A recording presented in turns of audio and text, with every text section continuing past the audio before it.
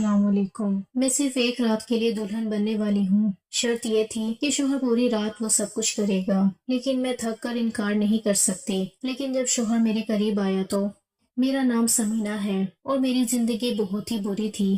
اس دن سے بری تھی جس دن سے میری ماں مجھے چھوڑ کر چلی گئی۔ ویسے تو وہ مجھے میرے باپ کے پاس چھوڑ کر گئی تھی، لیکن اسی بات کا رونا تھا کیونکہ بابا ایک جواری تھا جو کھیلتا تھا۔ اس نے گھر کے برتنوں سے لے کر سونے سے لے کر جو کچھ بھی تھا سب کچھ جوئے میں ہار دیا تھا، اور اب ہمارے پاس کچھ بھی نہیں تھا۔ ہم لوگ غریب تھے، یہاں تک کہ اگر وہ کہیں سے 100 یا 50 روپے کا بھی جگاڑ کر پاتا تو وہ بھی یہ سوچ کر لگا دیتا کہ چلو 500 روپے بن جائیں گے، لیکن ایسا نہیں ہو پاتا تھا اور بس زندگی برباد ہوئی پڑی تھی۔ گھر میں اب تو کوئی بھی چیز نظر نہیں آتی تھی جس کو جوئے میں ہارا جا سکے، اور ہر دن یہی محسوس ہوتا تھا کہ حالات روز بروز بدتر ہو رہے ہیں۔ روز صبح اٹھتی تو سب سے پہلے یہ دیکھتی کہ بابا باہر گئے ہیں یا نہیں۔ اگر گئے ہوتے تو کچھ دیر کے لیے سکون ملتا کہ کم از کم آج کچھ نقصان نہیں ہوگا، لیکن دل کے اندر ڈر چھپا رہتا کہ شاید آج کچھ اور نقصان ہو جائے یا کوئی قیمتی چیز ہار جائے۔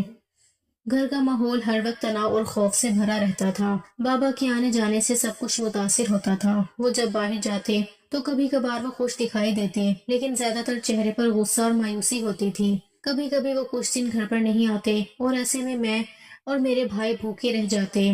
بعض دن کچھ بھی کھانے کو نہیں ہوتا تھا۔ میں ایک دوست کی مدد پر زندہ رہتی تھی۔ وہ کبھی کبھی کھانا بھیجتی یا اسکول کے لیے چھوٹے چھوٹے سامان دیتی۔ اگر وہ نہ بھیجتی تو میں بھوکی رہ جاتی تھی۔ بابا کو یہ معلوم ہی نہیں ہوتا تھا کہ میں نے کھانا کھایا یا نہیں۔ خود وہ باہر سے ہی کچھ کھا کر واپس آ جاتے تھے اور گھر میں کچھ بھی نہیں ہوتا تھا۔ کبھی کبھی تو بس پانی کے نلکے کے پانی پر گزارا ہوتا، کیونکہ بجلی اور گیس کے بل نہ ہونے کی وجہ سے کنیکشنز بند تھے، اور مالک مکان نے بھی بار بار کہنے کے باوجود کچھ نہیں کہا تھا۔ میرے بھائی بھی چھوٹے تھے اور وہ زیادہ کچھ نہیں سمجھ پاتے تھے۔ وہ بس مجھے دیکھ کر یہی سوچتے رہتے کہ آج کھانا ہوگا یا نہیں اور کس طرح دن گزارنا ہے۔ ہم لوگوں کے پاس کپڑوں کی بھی کمی تھی اور اکثر بارش یا سردی کے دن ہمیں کافی مشکلات کا سامنا کرنا پڑتا تھا۔ کبھی کبھی ہم سب ایک ساتھ بیٹھ کر بس چپ رہتے اور ایک دوسرے کی حالت دیکھ کر سکون پانے کی کوشش کرتے۔ گھر کی حالت اس قدر خراب تھی کہ اکثر برتن ٹوٹے ہوئے ملتے، بستر پر پرانا کپڑا بچھا ہوتا اور صوفے یا کرسیوں کی کوئی حالت نہیں رہتی تھی۔ کبھی کبھی میں کھڑکی سے باہر دیکھ کر لوگوں کو خوش اور مستنظر دیکھتی تو دل دھڑک جاتا کہ ہمارے پاس کچھ بھی نہیں اور ہم اس طرح زندگی گزار رہی ہیں۔ ایک دن مجھے یاد ہے کہ دوست سے چھوٹے چھوٹے کپڑے اور کچھ کھانے کا سامان دیا تھا۔ میں نے خاموشی سے اسے لیا اور کمرے میں جا کر رکھا، لیکن دل پر غم کا بوجھ اب بھی موجود تھا، کیونکہ یہ سامان عارضی طور پر ہماری بھوک مٹاتا، لیکن زندگی کی مشکلات ختم نہیں ہوتی تھیں۔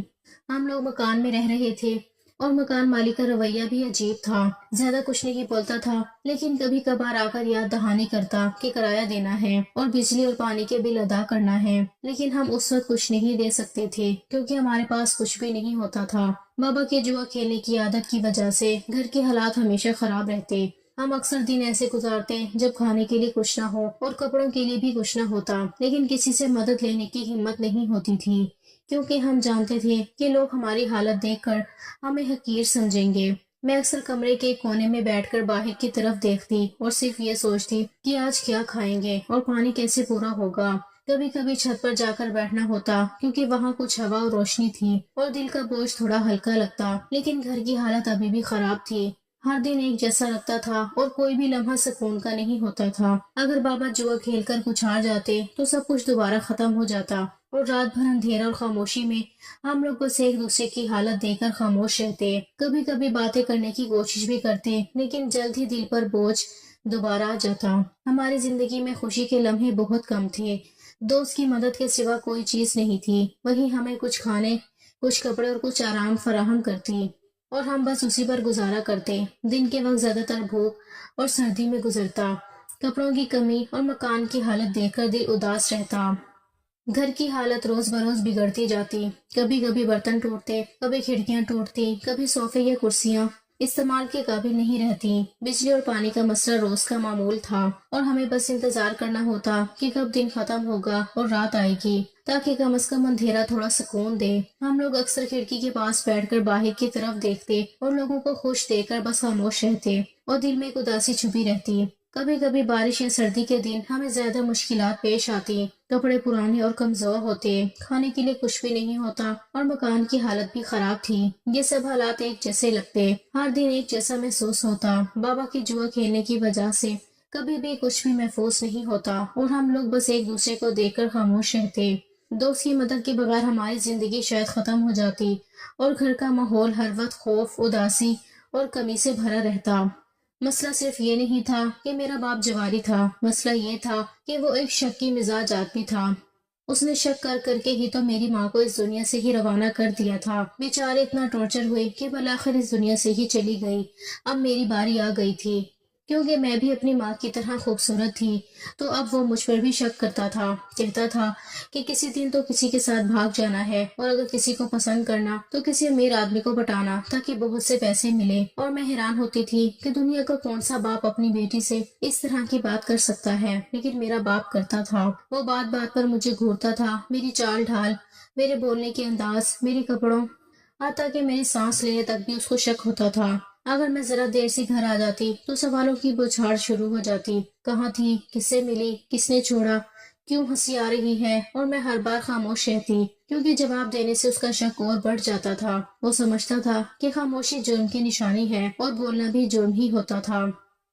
وہ اکثر میری ماں کا ذکر کر کے مجھے ڈراتا تھا کہ وہ بھی ایسی ہی تھی، اسی لیے انجام یہ ہوا اور میں کانپ جاتی تھی، کیونکہ میں نے اپنی ماں کو ٹوٹتے ہوئے دیکھا تھا، اس کے چہرے سے خوشی ختم ہوتے ہوئے دیکھی تھی، اس کی آنکھوں میں خوف دیکھا تھا، اور آخر میں اس کا بستر پر بے جان پڑا جسم بھی دیکھا تھا۔ وہ سب کچھ میری آنکھوں کے سامنے ہوا تھا اور اب وہی سب کچھ میرے ساتھ ہو رہا تھا۔ میرے باپ کے الفاظ تیز ہوتے جا رہے تھے، اس کی نظریں گندی ہوتی جا رہی تھیں، اور اس کا لہجہ ایسا تھا جیسے وہ میرا باپ نہیں بلکہ کوئی دشمن ہو جو موقع ڈھونڈ رہا ہو مجھے نیچا دکھانے کا۔ وہ کہتا تھا کہ تو بھی کسی دن منہ کالا کرا کے بھاگ جائے گی، میں نے بہت دیکھی ہیں تیرے جیسے چہرے، اور میں اندر سے ٹوٹ جاتی تھی۔ میری دوست مجھے بار بار کہتی تھی کہ تم بچ کے رہنا، کسی دن یہ تمہیں بھی جوئے میں بیچ دیں گے، اور میں ہنسی میں بات ٹال دیتی تھی اور کہتی تھی کہ نہیں، ایسا تو نہیں کریں گے، لیکن دل کے کسی کونے میں ایک ڈر بیٹھا ہوا تھا، کیونکہ اس انسان سے کچھ بھی بعید نہیں تھا جس نے اپنی بیوی کو شک میں مار دیا ہو، وہ اپنی بیٹی کو بھی نقصان پہنچا سکتا تھا۔ وہ مجھے یہاں تک کہتا تھا کہ میں تیرے لیے کھانے پینے میں کچھ نہیں لاتا، پھر بھی تو ابھی تک زندہ ہے، تو کھانا کہاں سے کھاتی ہے، اور میں چپ رہتی تھی، کیونکہ اگر میں اپنے دوست کا نام لے لیتی تو وہ اس پر بھی الزام لگاتا اور مجھے گندے لفظوں میں سناتا۔ اس لیے میں ہر بار یہی کہتی تھی کہ بس اللہ کے آسرے پر زندہ ہوں، ورنہ آپ نے تو مجھے زندہ بھی نہیں رہنے دینا تھا۔ وہ اس بات پر زور زور سے ہنستا تھا جیسے یہ سب اس کے لیے مذاق ہو، جیسے میری زندگی اس کے لیے کوئی کھیل ہو۔ وہ کہتا تھا کہ دیکھو کتنی چالاک ہو، اب اس سے ڈرامے سیکھ گئی ہو، اور اس کی ہنسی میرے دل میں تیر کی طرح لگتی تھی۔ اس کے دوست بھی کچھ کم نہ تھے، وہ سب اسی جیسے گندے ذہن کے مالک تھے۔ جب وہ گھر آتے تو مجھے عجیب نظروں سے دیکھتے تھے اور آپس میں ہنستے تھے۔ مجھے محسوس ہوتا تھا جیسے میں اس گھر میں محفوظ نہیں ہوں، جیسے ہر دیوار مجھے دیکھ رہی ہو اور ہر دروازہ مجھ پر بند ہو رہا ہو۔ کبھی کبھی وہ لوگ بیٹھ کر جوا کھیلتے تھے اور ہارتے جیتتے وقت گالیاں دیتے تھے، اور میرا باپ نشے میں دھت ہو کر میرے بارے میں الٹی سیدھی باتیں کرتا تھا۔ میں کمرے میں بیٹھی سب کچھ سنتی تھی اور کانوں پر ہاتھ رکھ لیتی تھی، لیکن الفاظ دیواروں سے ٹکرا کر اندر آ جاتے تھے۔ ایسا لگتا تھا کہ زندگی میں کبھی کچھ بہتر ہوگا ہی نہیں۔ ہر دن خوف کے ساتھ شروع ہوتا تھا اور خوف پر ہی ختم ہو جاتا تھا۔ میں یہ بھی جانتی تھی کہ اللہ بھی انہی کی مدد کرتا ہے جو اپنی مدد خود کرنے کی کوشش کرتی ہیں، لیکن اس وقت میں اپنی مدد خود کرنے کی کوشش کہاں کر رہی تھی، میں تو بس سب کچھ برداشت کر رہی تھی۔ برداشت کرنا میری عادت بنتا جا رہا تھا، گالیاں سننا، شک سہنا، بھوک برداشت کرنا، اندھیرے میں بیٹھنا، سب کچھ معمول بن گیا تھا۔ اور سب سے زیادہ تکلیف اس بات کی تھی کہ جس شخص کو میرا محافظ ہونا چاہیے تھا وہی میری زندگی کا سب سے بڑا خطرہ بن چکا تھا۔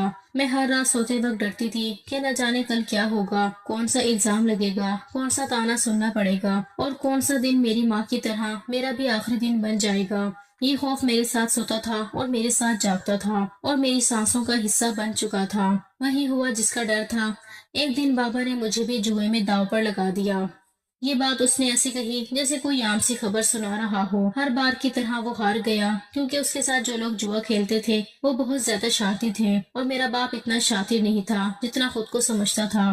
اس نے اپنی ہی بیٹی کو جوئے میں ہار دیا تھا، اور اس حقیقت کا بوجھ اس کے چہرے پر کہیں نظر نہیں آ رہا تھا۔ وہ شام کے وقت گھر آیا، اس کے قدم لڑکھڑا رہے تھے، آنکھوں میں نشے کی سرخی تھی اور آواز میں عجیب سی بے فکری تھی۔ اس نے دروازہ بند کیا اور سیدھا میرے سامنے آ کر کھڑا ہو گیا۔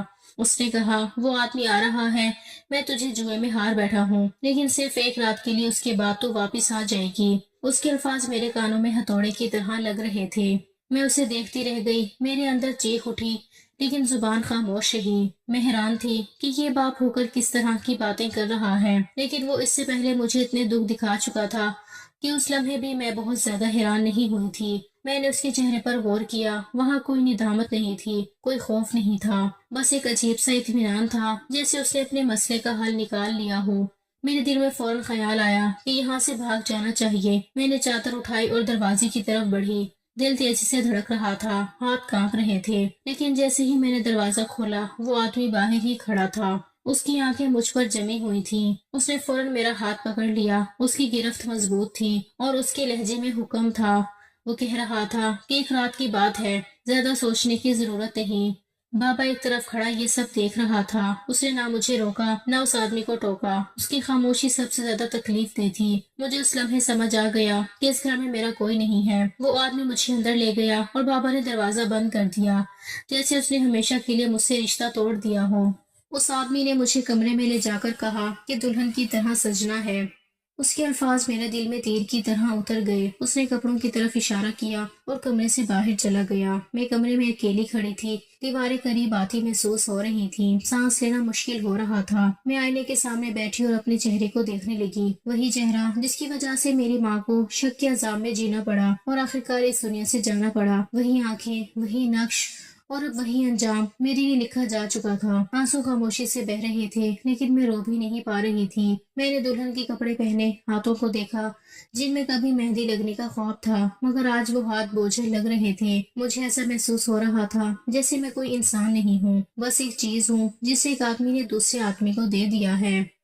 میرے ذہن میں ایک ہی بات گردش کر رہی تھی کہ اگر میں اس آدمی سے نکاح کی بات کروں تو شاید میری حالت بدل جائے۔ میں سوچنے لگی کہ میں اس سے کہوں گی مجھ سے شادی کر لے، جیسا بھی ہے کم از کم ایک رشتہ ہوگا، اس کے گھر میں مجھے روٹی تو ملے گی۔ یہ خیال مجھے کسی حد تک سنبھال رہا تھا۔ جب وہ کمرے میں آیا تو اس کی نظریں مجھ پر ٹھہر گئیں۔ اس نے مجھے دیکھا اور اس کی آنکھوں میں وہی لالچ تھا جو میں پہلے دیکھ چکی تھی۔ میں نے ہمت جمع کر کے بات کرنے کی کوشش کی، لیکن اس نے میری بات کاٹ دی۔ اس نے کہا، یہ سب بعد میں سوچوں گا۔ اس کے لہجے میں صاف صاف بے نیازی تھی۔ اس نے کہہ دیا کہ اسے صرف مجھے ایک رات کے لیے چاہیے اور ایک ہی رات میں وہ سب کچھ چاہتا ہے۔ اس کے بعد مجھے دوبارہ اس کی شکل نہیں دیکھنی تھی۔ اس کے الفاظ سیدھے اور بے رحم تھے اور میں کسی انسانیت کی جھلک نہیں تھی۔ میں وہیں کھڑی رہ گئی۔ میرے ذہن میں وہ سب خواب ٹوٹ رہے تھے جو میں نے خود کو بچانے کے لیے بنائے تھے۔ میں نے سوچا تھا کہ وہ کمرے میں آئے گا تو میں اسے نکاح کی بات کہہ دوں گی، لیکن اس کی باتوں نے مجھے مکمل طور پر خاموش کر دیا۔ میں دلہن بن کر اس کے کمرے میں پہنچ چکی تھی۔ دروازہ بند تھا۔ باہر میرا باپ تھا جس نے مجھے ہار دیا تھا اور اندر وہ آدمی تھا جو مجھے صرف ایک رات کا معاملہ سمجھ رہا تھا۔ میں نے اپنے ارد گرد دیکھا، کوئی راستہ نظر نہیں آ رہا تھا۔ اس لمحے مجھے اپنی ماں یاد آئی، اس کی خاموشی، اس کے آنسو اور اس کا وہ خوف جو اس کی آنکھوں میں ہمیشہ رہتا تھا۔ مجھے سمجھ آ گیا کہ وہ کس عذاب سے گزری ہوں گی اور اب وہی عذاب میرے سامنے کھڑا تھا۔ یہ سب کچھ اتنا عجیب تھا کہ جیسے کوئی خوفناک خواب ہو، لیکن یہ خواب نہیں تھا، یہ میری زندگی تھی۔ ایک ایسی کہانی جسے سن کر شاید لوگ کہیں کہ ایسا نہیں ہوتا، لیکن جس کے ساتھ ہوتا ہے اسی کو پتا ہوتا ہے۔ میں ابھی بھی اپنی زندگی کے لیے لڑ نہیں رہی تھی، ابھی بھی میں نے کوئی پکا قدم نہیں اٹھایا تھا، ابھی بھی میں حالات کے سہارے پر تھی۔ میں بس وقت کے بہاؤ میں بہتی جا رہی تھی اور یہی میری سب سے بڑی کمزوری تھی۔ کمرے کی خاموشی بھاری ہوتی جا رہی تھی، میرے دل کی دھڑکن تیز تھی اور ذہن میں اندیشے ایک کے بعد ایک آ رہے تھے۔ مجھے نہیں معلوم تھا کہ اگلا لمحہ کیا لے کر آئے گا، نہ یہ معلوم تھا کہ اس رات کے بعد میری زندگی کس سمت جائے گی۔ میں بس وہاں بیٹھی تھی، دلہن کے لباس میں، ایک ایسی دلہن جس کا کوئی اختیار نہیں تھا، اور یہی سوچ رہی تھی کہ آگے پتہ نہیں میرے ساتھ کیا ہونے والا تھا۔ اس کا مطلب یہ تھا کہ جو میں نے سوچا تھا وہ بھی نہیں ہو سکتا تھا، اور وہی ہونے والا تھا جس سے میں بچنا چاہتی تھی۔ میں اس حقیقت کو قبول نہیں کر پا رہی تھی۔ میرے دل میں ایک عجیب سی ٹوٹ پھوٹ ہو رہی تھی، جیسے اندر کچھ بکھر رہا ہو۔ میں اپنے باپ کے بارے میں سوچ رہی تھی اور دل میں اس کے لیے نفرت بھی تھی اور دکھ بھی کہ جس شخص کو میرا سایہ ہونا چاہیے تھا وہی مجھے اس حال میں چھوڑ چکا تھا۔ میں سوچ رہی تھی کہ اگر میں اس گھر سے نکل جاتی، اگر میں پہلے ہی بھاگ جاتی تو شاید یہ دن نہ دیکھنا پڑتا۔ لیکن اب سب کچھ ہو چکا تھا اور پچھتاوے کے سوا میرے پاس کچھ نہیں تھا۔ میں خود کو الزام دے رہی تھی کہ میں نے وقت پر قدم کیوں نہیں اٹھایا، کیوں ہر بات سہتی رہی، کیوں ہر ظلم کو خاموشی سے قبول کرتی رہی۔ میرے ذہن میں بار بار خیال آ رہا تھا کہ کہیں یہاں سے بھاگ جاؤں، لیکن حقیقت یہ تھی کہ اب کوئی راستہ نہیں تھا۔ اس کمرے سے نکلنے کا کوئی راستہ نہیں تھا، نہ کوئی کھڑکی تھی، نہ کوئی دروازہ جسے کھول کر میں باہر جا سکتی۔ یہ کمرہ جیسے ایک پنجرا تھا اور میں اس میں قید تھی۔ میں اس آدمی کو کوئی چکمہ بھی نہیں دے سکتی تھی۔ وہ میرے سامنے کھڑا تھا، اس کی نظریں مجھ پر تھیں اور مجھے ایسے دیکھ رہی تھی جیسے وہ پہلے ہی فیصلہ کر چکا ہو۔ مجھے محسوس ہو رہا تھا کہ میں اس کے لیے کوئی انسان نہیں ہوں، بس ایک چیز ہوں جو اس کے سامنے رکھی ہے۔ میرا دل زور زور سے دھڑک رہا تھا، سانس تیز ہو رہی تھی، ہاتھ ٹھنڈے پڑتے جا رہے تھے اور ذہن میں ایک کے بعد ایک خیال آ رہا تھا۔ کبھی لگتا تھا چیخوں، کبھی لگتا تھا بھاگوں، کبھی لگتا تھا زمین میں گھڑ جاؤں، لیکن جسم جیسے میرا ساتھ چھوڑ چکا تھا۔ اسی لمحے میرے اندر ایک میکانزم جاگ اٹھا تھا، وہی میکانزم جو خطرے کے وقت انسان کو خبردار کرتا ہے، جو یہ اشارہ دیتا ہے کہ یہاں سے نکل جاؤں، یہ جگہ محفوظ نہیں ہے۔ میں اپنے اندر اس آواز کو صاف سن سکتی تھی جو مجھے کہہ رہی تھی کہ کچھ بھی ہو جائے یہاں سے بھاگنا ہے، لیکن سوال یہ تھا کہ کیسے۔ میں نے چاروں طرف دیکھا، دیواریں خاموش تھیں، دروازہ بند تھا اور وہ آدمی میرے سامنے تھا۔ ہر راستہ بند لگ رہا تھا اور ہر لمحہ بھاری ہوتا جا رہا تھا۔ میں خود کو ایک ایسے دائرے میں گھرا ہوا محسوس کر رہی تھی جس سے نکلنے کا کوئی راستہ نظر نہیں آ رہا تھا۔ میرے اندر دو آوازیں تھیں، ایک آواز کہہ رہی تھی کہ خاموش رہو، شاید سب جلدی ختم ہو جائے، اور دوسری آواز چیخ چیخ کر کہہ رہی تھی کہ اگر اب بھی خاموش رہی تو سب کچھ ہمیشہ کے لیے ختم ہو جائے۔ یہ کشمکش میرے اندر چل رہی تھی اور میں فیصلہ نہیں کر پا رہی تھی۔ میں اپنی ماں کو یاد کر رہی تھی، اس کی خاموشی، اس کی برداشت اور اس کا انجام مجھے ڈرا رہا تھا۔ میں سوچ رہی تھی کہ کیا میں بھی اسی راستے پر چل رہی ہوں، کیا میرا انجام بھی وہی ہوگا جو اس کا ہوا تھا۔ یہ خیال میرے دل کو چیر رہا تھا، میرے جسم نے جیسے خود بخود رد عمل دینا شروع کر دیا تھا۔ دل کی دھڑکن تیز تھی، آنکھیں ہر حرکت پر لگی ہوئی تھی، کان ہر آواز سننے کو تیار تھے۔ یہ اس بات کا اشارہ تھا کہ میرا جسم خطرے کو محسوس کر چکا تھا اور بچنے کی کوشش کر رہا تھا۔ میں خود کو سمجھانے کی کوشش کر رہی تھی کہ کوئی نہ کوئی راستہ ضرور ہوگا، لیکن دماغ بار بار یہی کہہ رہا تھا کہ تم اکیلی ہو، تم بند ہو، تم بے بس ہو، اور یہ احساس سب سے زیادہ تکلیف دہ تھا۔ میں نے کبھی سوچا بھی نہیں تھا کہ زندگی مجھے اس موڑ پر لا کر کھڑا کر دے گی، جہاں نہ پیچھے جانے کا راستہ ہو، نہ آگے بڑھنے کی ہمت، بس ایک خوف ہو جو ہر سانس کے ساتھ بڑھتا جا رہا ہو۔ وہ لمحے میری زندگی کے سب سے لمبے لمحے تھے، ہر سیکنڈ ایک گھنٹے کی طرح لگ رہا تھا اور میرے اندر کی کشمکش ختم ہونے کا نام نہیں لے رہی تھی۔ میں بس یہی چاہتی تھی کہ کچھ ہونے والا ہے اور میں اس کے لیے تیار نہیں ہوں۔ اس وقت مجھے یہ بھی سمجھ آ رہا تھا کہ اصل قید یہ کمرہ نہیں ہے، بلکہ وہ خاموشی ہے جو میں نے برسوں سے اختیار کر رکھی تھی، وہ برداشت ہے جسے مجھے یہاں تک پہنچا دیا تھا، اور یہ احساس میرے لیے سب سے زیادہ بھاری تھا۔ اس سے پہلے کہ وہ آدمی میرے قریب آتا، اسے کسی کا فون آیا، اور جب وہ فون پر اس سے بات کر رہا تھا تو یہ انکشاف بھی اس کی باتوں میں ہوا کہ میرے باپ نے مجھے جوئے میں ہارا نہیں تھا، بلکہ میرے باپ نے میرے وقت کی قیمت لی تھی۔ یعنی میرا باپ اب جواری سے ایک دلال بن چکا تھا۔ جب میں نے یہ سنا تھا میں حیران رہ گئی۔ جوئے میں ہارنے کا مطلب یہ تھا کہ وہ مجھے داؤ پر تو لگا بیٹھا تھا، لیکن ہار تو اس کے نصیب میں کسی اور نے لکھ دی تھی۔ لیکن اپنی مرضی سے میری قیمت وصول کرنا اور مجھے اس آدمی کے پاس بھیجنا، اس سے بڑی ذلالت اور کیا ہو سکتی تھی۔ اس کا مطلب کہ وہ جھوٹ بھی بول رہا تھا مجھ سے، اور اس کا مطلب یہ سب کچھ یہاں رکنے والا نہیں تھا۔ تبھی میں کہوں کہ یہ آدمی اگر مجھے جوئے میں جیت گیا تو صرف ایک رات کے لیے ہی کیوں، میرا وقت چاہتا ہے، یہ تو مجھے ساری زندگی اپنے پاس رکھ سکتا ہے، کیونکہ اسے صرف ایک ہی رات کے پیسے دیے اور اس کے بعد یہ سلسلہ یوں ہی چل رہا تھا۔ اور اب میں سمجھ گئی تھی کہ اگر آج میں یہاں پھنس بھی گئی تو اس کے بعد کہیں نہ کہیں بھاگ ہی جاؤں گی، کیونکہ یہ گندا کھیل میں اپنی زندگی کے ساتھ نہیں کھیلوں گی۔ اب میں دل ہی دل میں دعائیں کرنے لگی کہ اب اللہ ہی میری مدد کر سکتا تھا، وہی مجھے بچا سکتا تھا۔ میں نے اپنے دل کے اندر سے اللہ کو پکارنا شروع کیا۔ میں نے اسے کہا کہ میں حرام کام نہیں کرنا چاہتی، میں بری انسان نہیں ہوں، میں ایک شریف لڑکی ہوں، میں نے کبھی اپنی عزت کا سودا نہیں کیا، میں نے کبھی کسی غلط راستے کا انتخاب نہیں کیا، تو یا اللہ میری مدد کر، مجھے اس مصیبت سے بچا لے۔ میں کانپ رہی تھی، میرے ہونٹ ہل رہے تھے اور آنکھوں سے آنسو بہہ رہے تھے، مگر آواز نہیں نکل رہی تھی۔ میں نے بس دل میں یہ دعا کی کہ اگر آج تو نے مجھے نہ بچایا تو شاید میں کبھی خود کو معاف نہیں کر سکوں گی۔ میرا دل پوری طاقت سے یہ دعا دہرا رہا تھا اور میرا جسم ساکت کھڑا تھا۔ جیسے ہی وہ آدمی میرے قریب آنے لگا، اس کے چہرے میں لڑکھڑاہٹ آ گئی، اس کے چہرے کا رنگ بدلنے لگا، اس کی سانس اکھڑنے لگی۔ اس نے اپنے سینے پر ہاتھ رکھا اور ایک لمحے میں اس کے قدم ڈگمگا گئے، ایسا لگا جیسے اس کا دل بند ہو رہا ہو، جیسے اس کی طاقت ختم ہو رہی ہو، اور اگلے ہی لمحے وہ زمین پر گر گیا بے ہوش میں کچھ لمحے وہیں کھڑی رہی۔ مجھے یقین نہیں آ رہا تھا کہ یہ سب میرے سامنے ہو رہا ہے۔ میرا دل تیزی سے دھڑک رہا تھا، لیکن اس بار خوف کے ساتھ ایک امید بھی تھی۔ میں نے فوراً خود کو سنبھالا اور جلدی سے دروازے کی طرف بڑھی۔ دروازہ کھولتے ہی میرے ہاتھ کانپ رہے تھے، مگر میں رکی نہیں۔ جانے سے پہلے ایک لمحے کو مجھے خیال آیا کہ اگر وہ دوبارہ اٹھ گیا تو میں نہیں بچ پاؤں گی۔ اسی گھبراہٹ میں نے اس کی جیب میں ہاتھ ڈالا۔ میری ہاتھ میں جو چیز آئی میں نے فوراً جھپٹ لی۔ مجھے نہیں معلوم تھا وہ کیا ہے، بس اتنا معلوم تھا کہ شاید یہ میرے کام آ جائے، اور میں اس کمرے سے باہر نکل کر بھاگ گئی۔ میں پاگلوں کی طرح بھاگ رہی تھی۔ گلیاں، سڑکیں سب دھندلی لگ رہی تھی، سانس ٹوٹ رہا تھا، مگر قدم نہیں رک رہے تھے۔ مجھے صرف ایک جگہ یاد تھی، وہ گھر جہاں میری دوست رہتی تھی، وہی دوست جو میرے لیے کھانا بھیجا کرتی تھی اور جس کے بارے میں میرے باپ کو کچھ بھی معلوم نہیں تھا، اسی لیے وہ کبھی وہاں مجھے تلاش کرنے نہیں آتا تھا۔ میں سیدھی اس کے گھر پہنچی۔ دروازہ کھٹکھٹانے کی بھی ہمت نہیں تھی۔ میں نے بس دروازے پر دستک دی اور زمین پر بیٹھ گئی۔ جب اس نے دروازہ کھولا اور مجھے اس حال میں دیکھا تو گھبرا گئی۔ اس نے مجھے اندر لیا، پانی دیا، اور جب میری حالت کچھ سنبھلی تو میں نے اسے ساری بات بتا دی۔ وہ سب سن کر حیران رہ گئی۔ اس کی آنکھوں میں آنسو آ گئے۔ وہ بار بار یہی کہہ رہی تھی کہ تم بہت بہادر ہو، تم بچ گئی ہو۔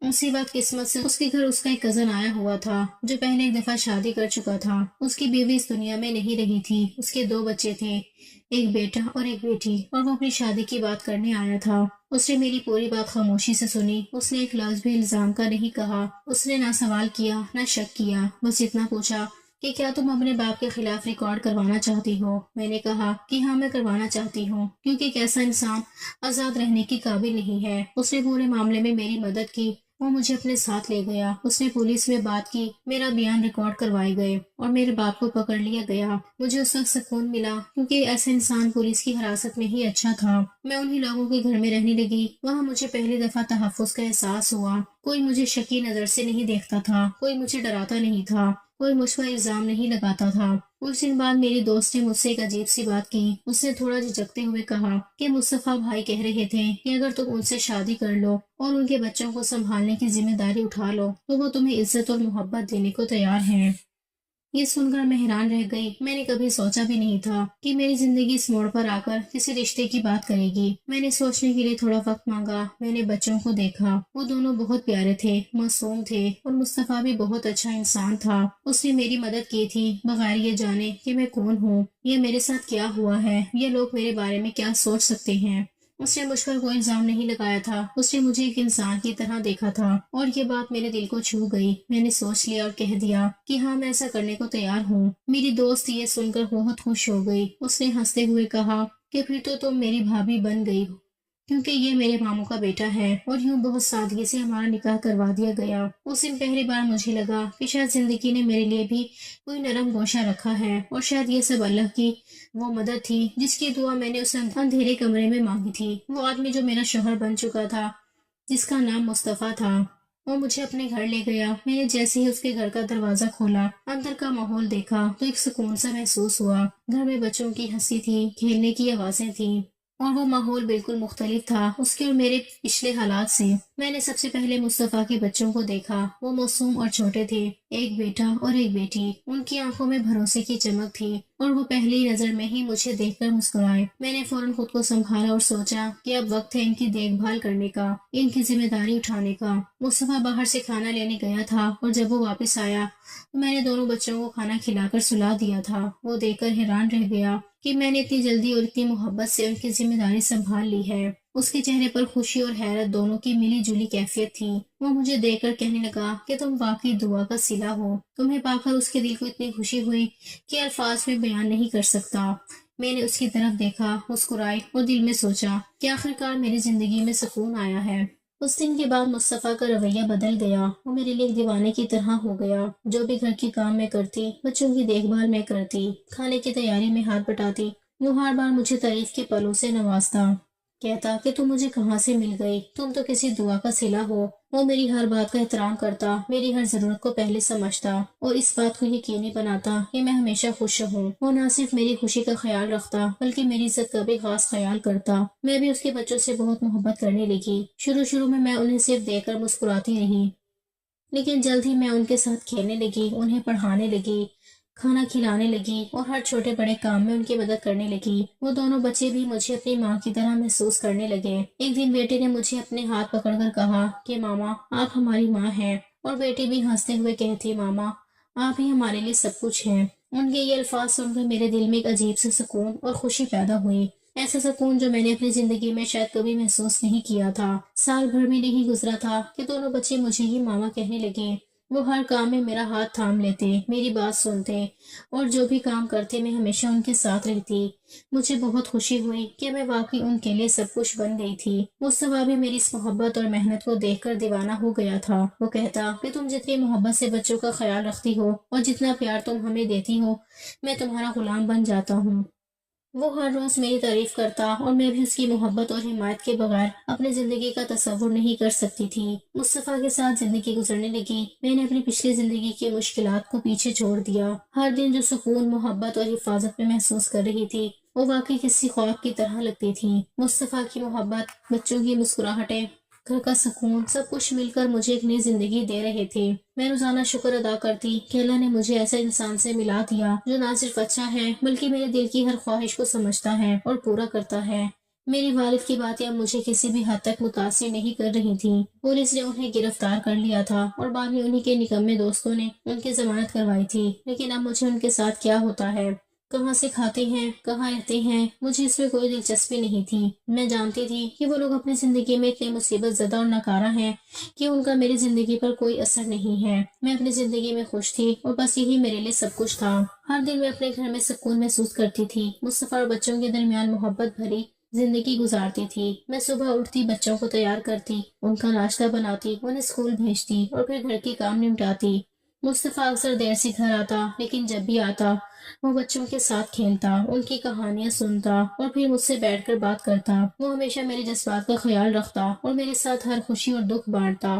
مصطفیٰ کی محبت مجھے ایک مضبوط انسان بنا رہی تھی۔ میں نے اپنی زندگی میں پہلی بار ایسا محسوس کیا کہ کوئی واقعی میری حفاظت کر سکتا ہے، میرا خیال رکھ سکتا ہے اور مجھے عزت دے سکتا ہے۔ میں نے خود کو اسی محبت میں سنبھالا اور اپنے دل کی گہرائیوں سے مصطفیٰ اور بچوں کو پیار کرنے لگی۔ میں نے فیصلہ کر لیا کہ میں اپنی زندگی کی ہر لمحے کو خوشی، محبت اور سکون کے ساتھ گزاروں گی، اور اس نئی زندگی کو اپنے لیے اور بچوں کے لیے بہترین بنانے کی پوری کوشش کروں گی۔ میں روزانہ اللہ کا شکر ادا کرتی کہ اس نے مجھے مصطفیٰ اور اس کے بچوں کے ذریعے ایک نئی زندگی دی۔ میں اپنی پچھلی زندگی کے دکھ اور مصیبتوں کو یاد کر کے کبھی اداس نہیں ہوتی، بلکہ ان سے سبق سیکھ کر مضبوط ہو گئی۔ میں نے خود کو یہ سمجھایا کہ اب میں اپنی خوشی کے لیے جیوں گی، کسی کے خوف یا ظلم کے بغیر۔ مصطفیٰ اور میں ایک دوسرے کے لیے بہترین شریک حیات بن گئے تھے۔ وہ نہ صرف ایک اچھا شوہر تھا بلکہ بچوں کے لیے بھی بہترین والد تھا۔ ہم نے مل کر گھر میں سکون اور محبت کا ماحول بنایا۔ بچے خوش تھے، میں خوش تھی اور مصطفیٰ خوش تھا۔ ہم سب ایک دوسرے کے لیے سب کچھ بن گئے تھے۔ پچھلے حالات اب بس ایک یاد بن کر رہ گئے تھے۔ میں نے اپنی زندگی کے ہر لمحے کو قدر کی نگاہ سے دیکھنا شروع کر دیا۔ مصطفیٰ کی محبت، بچوں کی معصومیت اور گھر کا سکون میری دنیا بن گئے۔